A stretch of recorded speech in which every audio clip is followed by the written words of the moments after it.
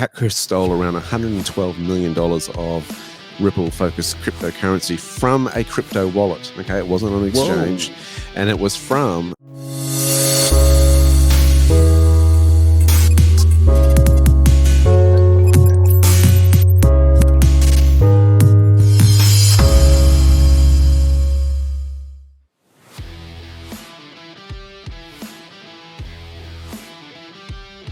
Now, you've got some information there about hackers, mate.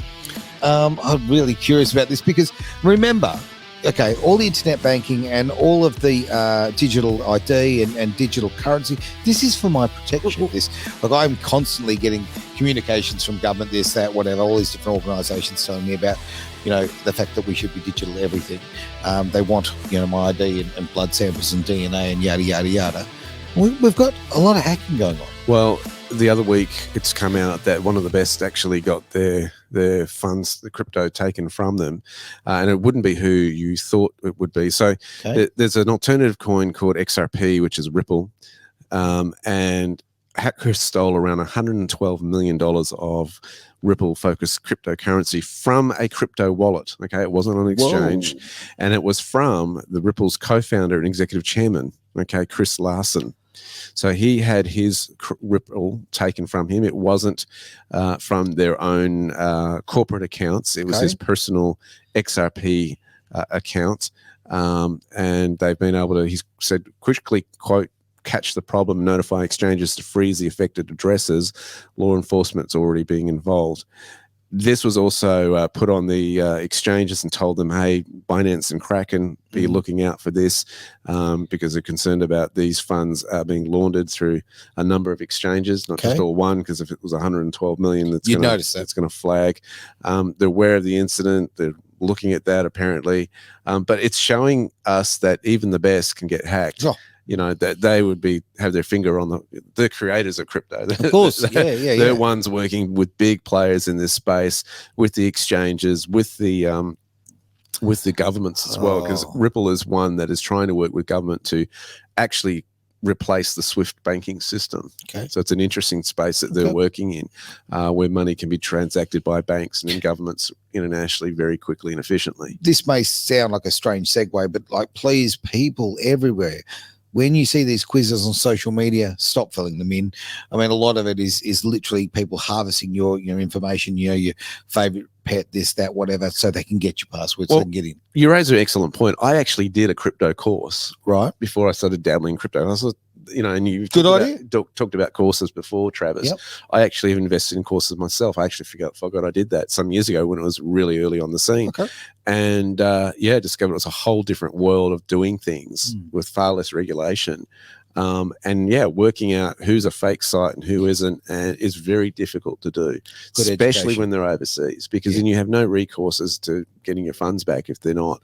So I went with people who are more experienced with that and said, I'll do your course. And it was an online course that I figured out myself and went from there. Doing your education is really, really important because you can get burned. And this is why here at Edge we do push education, because I don't want people going out there and making decisions just willy-nilly. Get your education. If talk to yourself at Blu Sky Factory, talk to Brandon at Orange Brick Road if you need crypto advice. There are experts in these fields, and with any of these fields, you've got other people who are associated with it, so they're reinforcing those thoughts. You're not just putting all your eggs in one basket. So please get out there, and whatever space that you're trying to build, whatever happens to be a portfolio, wealth, freedom with, please get your education. So you've probably seen me frantically typing. I don't know if that picked up on the thing. So I actually gave out the wrong link. There was a back end link. So Josh pointed that one out. Thanks for that, Josh. So the correct link's been sent through now for Derek's video that he's done. So it's just up on the screen as well if you want it. We really should what do they call it? Tiny URL, that link, so it's a little bit easier for people to see. So the other one that I've just put through into the chat is a really good one. So talking about cyber security attacks, there's thousands and thousands and thousands of them happen every year within Australia. Yes. So I'm just looking at Australia. Now, you'd also think, it can't be that bad. Some of these No, companies, you've read this to me before, mate. Like, this is frightening. I'm just going to the most latest ones at the moment. Not that one. That's a YouTube link. Where did it disappear to? I'll have to pull it up again. Give me a moment. So cyber security hacks. Well, let's just look at the companies that have been. But we know off the top of our head, right? Yeah. So I've got it here for you. So Canberra Medical Center is one of the January 2024. LinkedIn got nailed, Adobe, Twitter, and more.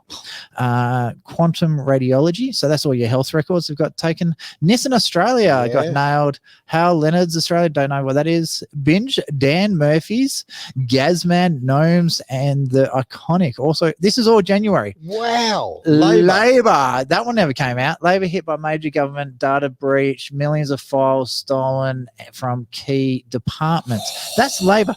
Did that one make it to the media? I don't think I saw that on the news. That's a new one. I haven't seen that one. So that was January. Wow. So Court Services Australia got nailed. Privacy. Wow. This is all January. You called?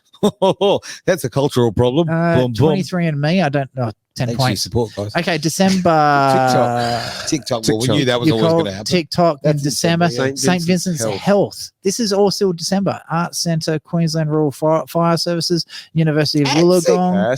ASIC. The Department of Child Protective Services said Aboriginal Family Support Services. What? AFSS. Said. SAID. That's said. Let's say Aboriginal Child Protection Services contracted by South Australian government hit by a data breach. So like these are government officials that are getting nailed by these massive, and this is like we're now getting into November. The last 6 weeks, basically. So NDIA got nailed. Yep. Samsung, Australian Signals Directory. DP World, which is basically the ones that, yes, I know how you feel about that, but they do all the container ships and all that sort of stuff. So they're on the arse end of the ships. Correct.